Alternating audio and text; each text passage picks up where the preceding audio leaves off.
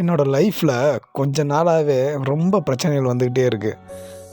எல்லாருக்குமே பிரச்சனை இருக்கத்தான் செய்யும். இருந்தாலும் எனக்கு இப்போ ரொம்பவே ரிப்பீட்டாக வந்துக்கிட்டே இருக்குது பிரச்சனை. இது என்ன பண்ணுறது, என்ன பண்ண போகிறேன்னு தெரியல.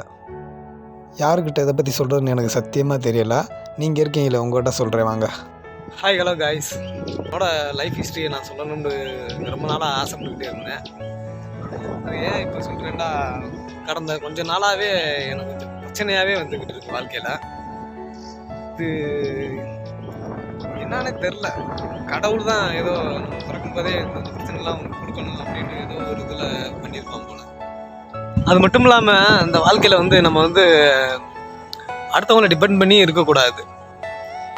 அது இருக்கிறதுலேயே ரொம்ப கொடுமையான விஷயம். நம்ம ஒரு ஆளை டிபெண்ட் பண்ணி இருக்கும்போது நம்ம சாப்பிட்ற சாப்பாடு கூட கொஞ்சம் செரிமானம் கூட ஆகாது. சொல்லணும்னா ரொம்ப சின்ன தான். 600 சப்ஸ்கிரைபர் தான் இருக்கிறாங்க. நீங்கள் என்னடா எப்போ பார்த்தாலும் வீடியோ எப்போ பாட்டுக்கு போட்டுக்கிட்டே இருக்கிறியா, என்னமோ என்ன இருக்கணும் அப்படி இப்படின்லாம் நினச்சிட்டு இருப்பானுங்க.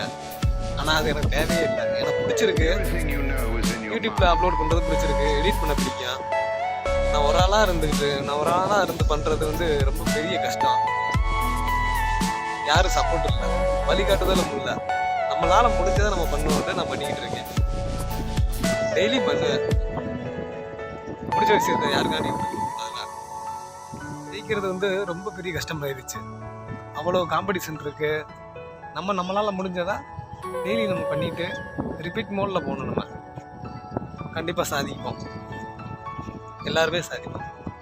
மறக்காமல் நம்ம சேனலை சப்ஸ்கிரைப் பண்ணுங்கள், ஃபாலோ பண்ணுங்கள், உங்கள் ஆதரவு கொடுங்க. பிரச்சனை வந்தாலும் என்னால் ட்ரை பண்ணுறதை மட்டும் விடவே முடியல. நம்ம எதுவுமே வந்து கன்சிஸ்டன்சியாக ஒர்க் பண்ணோம்னா அதில் வெற்றி கிடைக்கும். நம்ம வந்து இன்னைக்கு பண்ணுவோம், அடுத்த நாள் பண்ணுவோம், அதுக்கு அடுத்த நாள் நம்ம பண்ணவே மாட்டோம். சோம்பேறித்தனம் இதெல்லாம் இருக்கவே கூடாது வாழ்க்கையில். முன்னேறி காட்டுவோம், எல்லாருக்குமே நல்லா இருப்போம், யாருக்கும் கெட்டதுன்னு நினைக்காம. 2026 அடுத்தவங்க என்ன நினைப்பாங்க, அவங்க என்ன நினைப்பாங்க, இவங்க என்ன நினைப்பாங்கலாம் நம்ம பார்க்க போகிறதே கிடையாது. ஏன்னா நான் எப்பயுமே பார்க்க மாட்டேன். அவன் எப்பயோ இருந்து போகிறாங்க. நம்ம இஷ்டத்துக்கு தானே இருக்க முடியும். என்ன சொல்கிறீங்க? உங்கள் ப்ரைவேசியில் நம்ம வந்து தலையிட முடியாது. அது மாதிரி யாரையும் நம்ம இது பண்ணாமல் நம்ம அந்த வருஷத்தை இது பண்ணுவோம். எதையுமே நினைக்காம முயற்சி பண்ணுங்கள். இதே போல் இன்னொரு வீடியோ